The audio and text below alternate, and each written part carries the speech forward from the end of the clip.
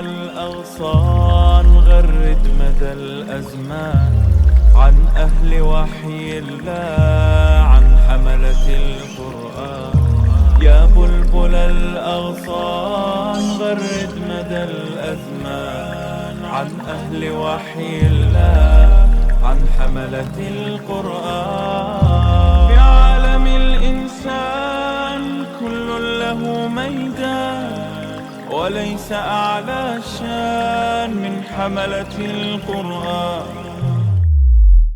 یسألونک عن المحیض، اور یہ آپ سے عورت کے ایام کے بارے میں پوچھتے ہیں. قل ہوا اذن، کہہ دو کہ وہ گندگی ہے. فاعتزلوا النساء فی المحیض، تو عورت کے ایام میں اس سے دور رہو. ولا تقربوہن حتی یطہرن، اور ان سے صحبت نہ کرو، ہم بستری نہ کرو یہاں تک کہ وہ پاک ہو جائیں. فَإِذَا تَطَهَّرْنَ، جب وہ پاک ہو جائیں. فَأْتُوهُنَّ مِنْ حَيْثُ أَمَرَكُمُ اللَّهُ، تو تم ان کی طرف آؤ جیسے اللہ تعالیٰ نے تمہیں حکم دیا ہے. ان اللہ یحب التوابین ویحب المتطہرین، بے شک اللہ تعالیٰ پسند فرماتا ہے توبہ کرنے والوں کو اور پاکیزگی اختیار کرنے والوں کو. نساؤکم حرث لکم، تمہاری عورتیں تمہارے لیے تمہاری کھیتی کی مانند ہیں. فاتو حرثکم، تو آؤ اپنی کھیتی میں. کھیتی میں کیا انسان حاصل کرتا ہے؟ پروڈیوس حاصل کرتا ہے. اور عورت کی صحبت کے نتیجے میں بھی انسان کیا حاصل کرتا ہے؟ اولاد حاصل کرتا ہے. لیکن وہ اولاد جو ہے وہ کھیتی میں جانے سے ملتی ہے، اور وہ ہول، وہ سوراخ کے جو کھیتی کی حیثیت نہیں رکھتا، پروڈیوس نہیں کرتا، اس میں داخل ہونے کی اجازت نہیں ہے. تو یہاں اسی کی طرف اشارہ ہے. فاتو حرثکم انا شئتم، اپنی کھیتی میں آؤ جیسے تمہیں حکم ملا ہے. وقدموا لانفسکم، اور آگے کی تدبیر کیا کرو اپنے لیے. واتقوا اللہ، اور اللہ سے ڈرو. واعلموا انکم ملاقوہ، یاد رکھو کہ تم اس سے ملنے والے ہو. وبشر المومنین، اور خوشخبری دے دو ایمان والوں کو. ولا تجعلوا اللہ عرضۃ لایمانکم، اور مت بناؤ اپنی قسموں کو ہیلا. کس سے؟ ان تبروا وتتقوا، کہ تم نیکی نہ کرو اور پرہیزگاری کے کام نہ کرو. وتصلحوا بین الناس، اور لوگوں کے درمیان صلح نہ کرو.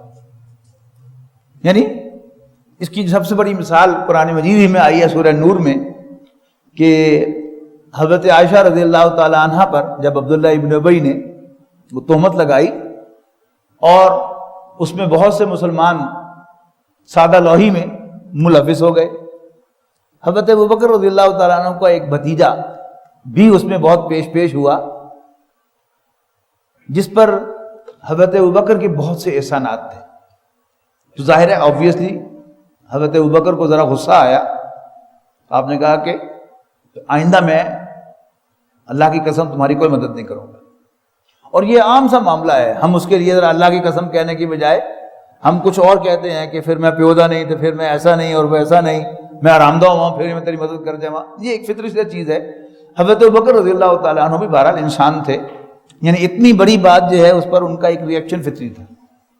لیکن اس کو چھٹی نہ ہوئی جس نے سبق یاد کیا. مکتبہ عشق کا دستور نرالا دیکھا، اس کو چھٹی نہ ہوئی جس نے سبق یاد کیا. تو حضرت ابوبکر صدیق کے دفتر فضیلت میں ایک سے ایک بڑھ کر کام ہے. تو چھوٹی سی جو کوتاہی ان سے ہوئی، اللہ تعالیٰ اس سے درگزر بھی کر سکتا تھا. لیکن باقاعدہ قرآن مجید میں سورہ نور کے اندر حکم آیا کہ جو فضل والے ہیں، جن پر اللہ تعالیٰ کا فضل ہے، انہیں زیب نہیں دیتا کہ وہ قسمیں کھائیں کہ وہ آئندہ کوئی نیکی نہیں کیا کریں گے. تو یہاں اس سے حکم دیا جا رہا ہے باقاعدہ کہ اپنی قسموں کو ڈھال نہ بناؤ، رکاوٹ نہ بناؤ. کس کے لیے؟ نیکی کرنے کے لیے، خدا خوفی کے کام کرنے کے لیے، اور لوگوں کے درمیان صلح کرانے کے لیے. واللہ سمیع علیم، اور اللہ تعالیٰ سننے والا جاننے والا ہے. لا یؤاخذکم اللہ باللغو فی ایمانکم، اللہ تعالیٰ تم سے تمہاری لغو قسموں کا حساب نہیں لے گا، مؤاخذہ نہیں کرے گا. نہیں ہوتا نا بہت لوگوں کی زبان پر ویسے ہی یہ تکیہ کلام ہوتا ہے ان کا، قسمیں، اللہ کی قسم، اللہ کی قسم، اس کا کوئی حساب نہیں. ہاں ولاکن یؤاخذکم، لیکن وہ تمہارا مؤاخذہ کرے گا بما کسبت قلوبکم، تمہاری ان قسموں کا جو تم نے شعوری طور پر کھائی ہوں. واللہ غفور حلیم، اور اللہ تعالیٰ بخشنے والا بردبار ہے. للذین یولون من نسائہم تربص اربعۃ اشہر، ان لوگوں کے لیے جو قسم کھا لیتے ہیں اپنی عورتوں کے پاس نہ جانے کی، اسے کہتے ہیں ایلا. اگر مطلقاً کہہ دیا جائے کہ میں اب تمہارے پاس نہیں آؤں گا اور 4 ماہ گزر جائیں انسان رجوع نہ کرے تو طلاق بائن واقع ہو جائے گی۔ طلاق بائن اس طلاق کو کہتے ہیں کہ جو ریووکیبل ہوتی ہے، کہ نئے سرے سے بغیر کچھ درمیان میں کیے اس سے دوبارہ نکاح کیا جا سکتا ہے۔ اور اگر مدت جو ہے وہ طے کی ہو کہ میں 1 مہینے کے لیے نہیں جاؤں گا یا 2 ماہ نہیں جاؤں گا یا اتنے دن نہیں جاؤں گا، تو اس کے بیچ کے اندر رجوع کر دیا جائے تو پھر، یا 4 مہینے کے اندر اندر رجوع ہو جائے تو پھر کچھ بھی نہیں ہوتا، سٹیٹس کو برقرار رہتا ہے۔ فَإِنْ فَاؤُوا، پھر اگر وہ رجوع کر لیں، فَإِنَّ اللَّهَ غَفُورٌ حَلِيمٌ، غفور الرحیم، تو اللہ تعالیٰ بخشنے والا مہربان ہے۔ وَإِنْ عَزَمُوا الطَّلَاقَ، لیکن اگر وہ طلاق کا ارادہ کر لیں، فَإِنَّ اللَّهَ سَمِيعٌ عَلِيمٌ، تو بھی اللہ تعالیٰ سننے والا جاننے والا ہے۔ وَالْمُطَلَّقَاتُ يَتَرَبَّصْنَ بِأَنفُسِهِنَّ ثَلَاثَةَ قُرُوءٍ، اور طلاق یافتہ عورتیں روکے رکھنے اپنے آپ کو 3 حیض تک۔ وَلَا يَحِلُّ لَهُنَّ أَن يَكْتُمْنَ مَا خَلَقَ اللَّهُ فِي أَرْحَامِهِنَّ، اور ان کے لیے جائز نہیں ہے کہ وہ چھپائیں جو کچھ اللہ نے ان کے پیٹوں کے اندر پیدا کیا ہے، یعنی اگر وہ حاملہ ہو گئی ہیں تو ان کا فرض ہے کہ وہ بتا دیں کہ میں حاملہ ہو گئی ہوں، تاکہ وہ طلاق اس وقت تک افیکٹو نہ ہو جب تک وہ ڈیلیور نہ کر دیں بچہ۔ اس لیے کہ غیر حاملہ عورت کی طلاق جو ہے وہ 3 حیض ہے، اور حاملہ عورت کی طلاق جو ہے وہ ڈیلیوری تک ہے، اس کی عدت جو ہے وہ ڈیلیوری تک ہے، خواہ وہ اگلے دن ہو جائے اور خواہ وہ 8 ماہ کے بعد ہو یا 5 ماہ کے بعد ہو، تو اس کی عدت جو ہے حتیٰ یدان حملہن، یہاں تک کہ وہ اپنا حمل ڈیلیور کرے۔ ولا یحل لہن ان یکتمن ما خلق اللہ فی ارحامہن ان کن یؤمن باللہ والیوم الآخر، اگر وہ واقعی اللہ اور یوم آخر پر ایمان رکھتی ہیں، وبعولتہن احق بردہن فی ذلک ان ارادوا اصلاحا، اور ان کے شوہر زیادہ حقدار ہیں انہیں لوٹا لینے پر اپنی زوجیت میں، اگر وہ واقعی اصلاح کا یا صلح کا ارادہ رکھتے ہوں۔ وَلَهُنَّ مِثْلُ الَّذِي عَلَيْهِنَّ بِالْمَعْرُوفِ، اور عورتوں کے بھی حقوق ہیں جیسے ان پر ذمہ داریاں ہیں معروف طریقے سے۔ وَلِلرِّجَالِ عَلَيْهِنَّ دَرَجَةٌ، البتہ مردوں کو ایک درجہ ان پر فضیلت حاصل ہے۔ وَاللَّهُ عَزِيزٌ حَكِيمٌ، اور اللہ تعالیٰ بالادست حکمت والا ہے۔ یہ بھی ان اسباق میں سے ہیں جو آج کے دور میں ہمارے لیے سوالو کرنے نگلنے بہت مشکل ہے، یعنی مساوات مرد و زن کا جو آج دنیا میں چرچا ہے اور ہم سب اس کا وکٹم بن چکے ہیں، تو یہ بات جو ہے بڑی عجیب سی لگتی ہے کہ عورتوں کے بھی حقوق تو ہیں لیکن مرد کو ایک درجہ فضیلت حاصل ہے۔ لیکن بہرحال رب العالمین نے بیان کر دی ہے، تو جو بھی رب العالمین کا ماننے والا ہے، قرآن مجید کا ماننے والا ہے، اسے بہرحال یہ بات بھی تسلیم کرنی چاہیے۔ واللہ عزیز حکیم، اللہ تعالیٰ بالادست حکمت والا ہے۔ الطلاق مرتان، ریووکیبل طلاق 2 مرتبہ ہے۔ فَإِمْسَاكٌ بِمَعْرُوفٍ، تو پھر یا تو اچھے طریقے سے روک لینا ہے، او تصریح بِإِحْسَان، یا اچھے طریقے سے رخصت کر دینا ہے۔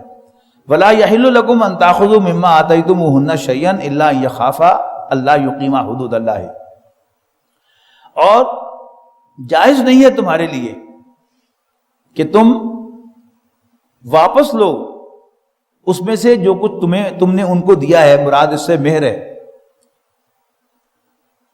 کچھ بھی، الا ان یخافا اللہ یقیما حدود اللہ، سوائے اس کے کہ تم ڈرو اس سے کہ تم اللہ کی حدوں کو برقرار نہیں رکھ سکو گے۔ فإن خفتم اللہ یقیما حدود اللہ، اور اگر تمہیں ڈر ہو کہ تم اللہ کی حدوں کو قائم نہیں رکھ سکو گے، فلا جناح علیہما فی مفتدت بہ، تو ان دونوں پر کوئی گناہ نہیں ہے اس معاوضے میں جو بطور فدیہ دے عورت، یعنی عورت جو ہے وہ اپنے حق میں سے کچھ معاف کر دے تو ٹھیک ہے، ورنہ اس کا قانونی حق ہے کہ جو بھی مہر تم نے اس کو دیا ہے وہ واپس نہ کرے۔ تلک حدود اللہ، یہ اللہ کی حدیں ہیں، فلا تعتدوها، پس تم ان کو کراس نہ کرنا۔ ومن یتعد حدود اللہ، جو کوئی بھی اللہ کی حدود کو کراس کرے گا، فاولئک هم الظالمون، تو ایسے ہی لوگ ظالم قرار پائیں گے۔ فإن طلقها، پھر اگر تم انہیں طلاق دو، یعنی اپنی تیسری طلاق کا ذکر ہے چوتھی کے بعد، دوسری کے بعد۔ فإن طلقها، پھر اگر طلاق دے دی مرد نے بیوی کو تیسری، فلا تحل له من بعد، اب وہ اس مرد کے لیے حلال نہیں رہی حتیٰ تنکیہ زوجن غیرہ، یہاں تک کہ وہ کسی اور مرد سے other than this man نکاح کرے. فَإِن طَلَّقَهَا، اب پھر وہ بھی اپنی آزاد مرضی سے طلاق دے.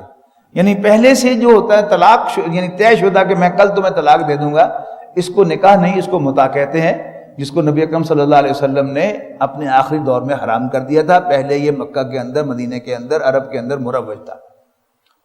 پھر وہ طلاق دے دے یا دوسرا شوہر مر جائے، اب یہ پھر دوبارہ جو ہے وہ آزاد ہوگی پہلے شوہر سے شادی کرنے کے لیے.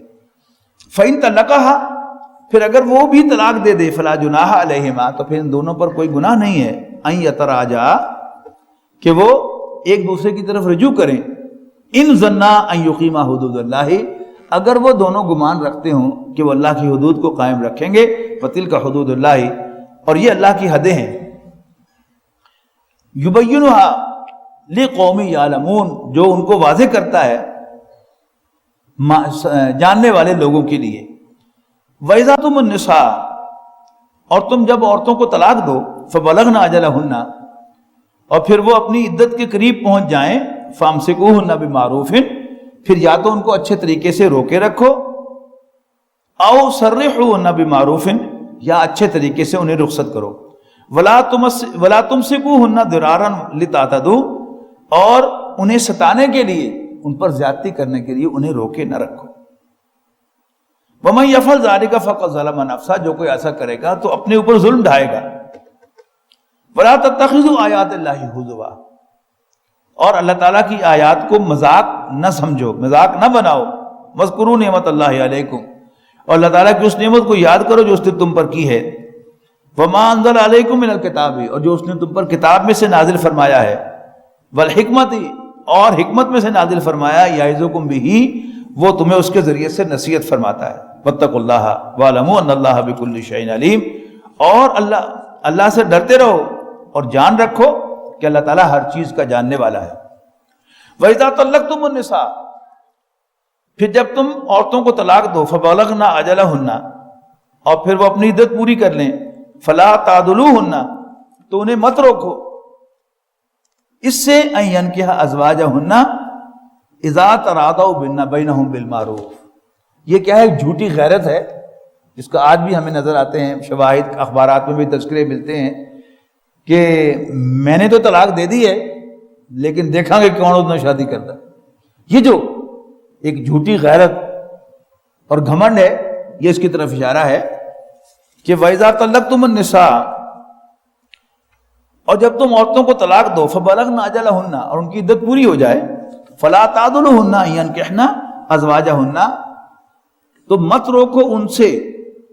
روکو ان کو شادی کرنے سے اپنے پروسپیکٹیو ہسبینڈز کے ساتھ. اذا تراضوا بینہم بالمعروف، جب وہ آپس میں معروف طریقے سے، اچھے طریقے سے راضی ہو جائے، بات طے ہو جائے. ذالک یوعظ بہ من کان منکم یؤمن باللہ والیوم الآخر، یہ وہ بات ہے جس کی اللہ تعالیٰ نصیحت فرماتا ہے ہر اس شخص کو جو اللہ پر اور آخرت پر ایمان رکھتا ہو. یعنی یہ ساری چیزیں آپ یہاں دیکھیے کہ بار بار اس میں ایک بات کا ذکر آ رہا ہے، اللہ پر ایمان اور آخرت پر ایمان.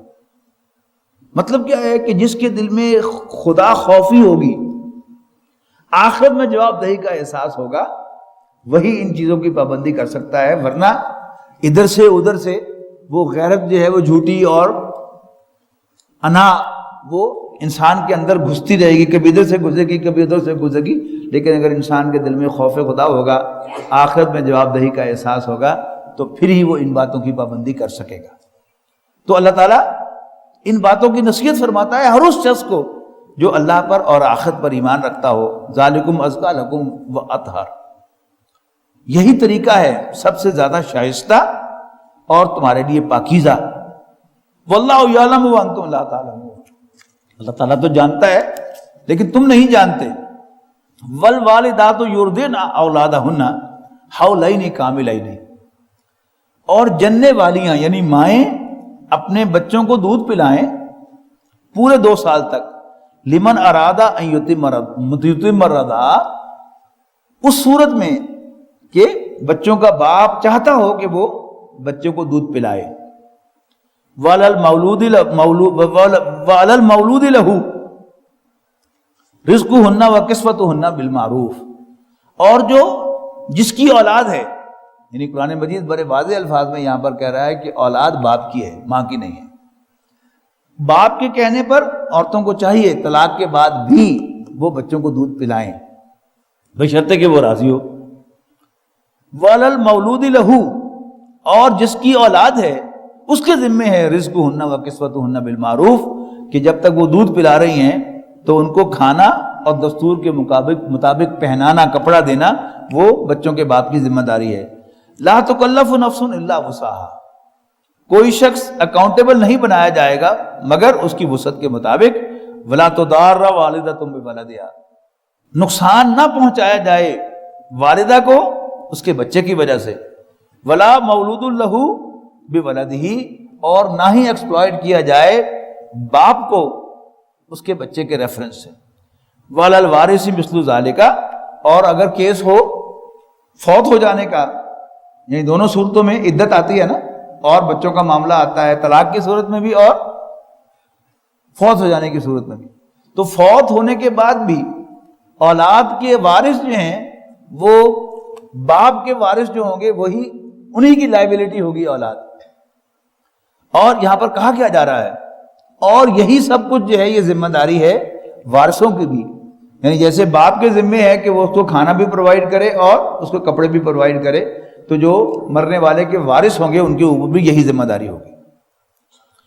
فَإِنْ أَرَادَ فِصَالًا، اور اگر وہ فیصلہ کریں دودھ چھڑانے کا، أَنْ تَرَادٍ مِّنْهُمَا، ان کی باہمی رضامندی سے، وَتَشَاوُرٍ، اور مشورے سے، فَلَا جُنَاحَ عَلَيْهِمَا، تو ان پر کوئی گناہ نہیں ہے۔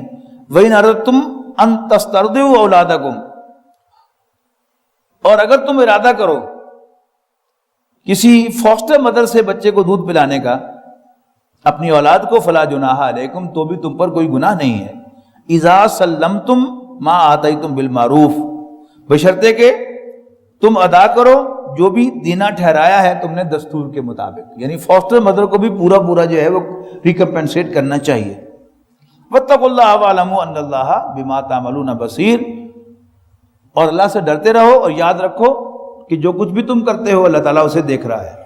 والذین یتوفون منکم ویذرون ازواجا یتربصن بانفسہن اربعۃ اشہر وعشرا، اور وہ لوگ جو مر جائیں تم میں سے اور چھوڑ جائیں اپنے پیچھے بیویاں، یتربصن بانفسہن اربعۃ اشہر وعشرا، اب جو بیوہ کی عدت کا ذکر ہو رہا ہے، مطلقہ کی عدت 3 حیض ہے اور بیوہ کی عدت کتنی ہے؟ 4 ماہ اور 10 دن قمری کیلنڈر کے مطابق، یعنی ہمارے جو کیلنڈر ہے شمسی کیلنڈر کے مطابق نہیں، یعنی سے محرم کی 10 تاریخ کو یا محرم کی 5 تاریخ کو اگر شوہر فوت ہوا ہے تو اس کے بعد صفر، ربیع الاول، ربیع الثانی اور جمادی الاولیٰ کی جو 10 یا 5 تاریخ ہے اس دن وہ عدت جو ہے وہ جا کر اس میں 10 دن اور ایڈ کرنے ہوں گے، پھر جا کر وہ عدت پوری ہوگی شمسی کیلنڈر کے مطابق، یعنی سولر کیلنڈر کے مطابق نہیں۔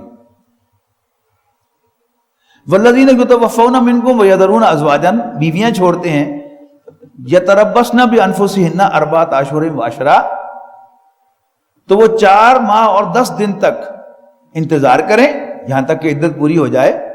فاذا بلغن اجلہن فلا جناح علیکم فیما فعلن فی انفسہن بالمعروف، اور جب وہ عدت پوری ہو جائے تو پھر تم پر کوئی گناہ نہیں ہے، وہ اپنے لیے جو بھی فیصلہ کریں وہ کر سکتی ہیں، یعنی جو مرنے والے کے وارث ہیں وہ پھر ان کی ذمہ داری نہیں رہتی، پھر وہ عورت آزاد ہے، وہ اپنے لیے جو بھی فیصلہ کرے وہ کر سکتی ہے۔ واللہ بما تعملون خبیر، اور جو کچھ بھی تم کرتے ہو اللہ تعالیٰ اس سے خبردار ہے۔ ولا جناح علیکم فیما اردتم به من خطبۃ النساء، اور تم پر کوئی گناہ نہیں ہے اس میں کہ اشارے کنایے میں تم نکاح کا پیغام بھیجو، او اکننتم فی انفسکم، یا اپنے دل میں چھپائے رکھو۔ دیکھیے جب تک ایک عورت شوہر والی ہے تو اس کے بارے میں سوچنا بھی حرام ہے کہ اگر اس کو طلاق ہو گئی تو میں اس سے شادی کروں گا، یا اگر اس کا شوہر مر گیا تو میں اس سے شادی کروں گا۔ لیکن شوہر مر جائے یا عورت طلاق یافتہ ہو جائے لیکن ہے بھی عدت میں، تو اپنے دل میں بھی وہ بات جو ہے وہ سوچی جا سکتی ہے اور باقاعدہ اشارے کنائے میں اس تو بھی پہنچائی جا سکتی ہے کہ جب تمہاری عدت پوری ہو تو پھر مجھے کنسیڈر کرنا یا رابطہ کرنا یا کوئی اشارہ جو بھی معروف طریقے سے ہے وہ کیا جا سکتا ہے. اب یہ اس کا ذکر ہے. فَإِذَا بَلَغْنَا أَجَلَهُنَّ فَلَا جُنَاحَ عَلَيْكُمْ فِي مَا فَعَلْنَا فِي أَنفُسِهِنَّ بِالْمَعْرُوفِ وَاللَّهُ خَبِيرٌ بِمَا تَعْمَلُونَ خَبِيرٌ وَلَا جُنَاحَ عَلَيْكُمْ فِي مَا أَرَّدتُّم بِهِ مِنْ خِطْبَةِ النِّسَاءِ أَوْ أَكْنَنتُمْ فِي أَنفُسِكُمْ عَلِمَ اللَّهُ أَنَّكُمْ تَذْكُرُونَ. یہ بڑی دلچسپ بات کہی ہے کہ اللہ تعالیٰ کو معلوم ہے کہ تم ضرور اس کا تذکرہ کرو گے.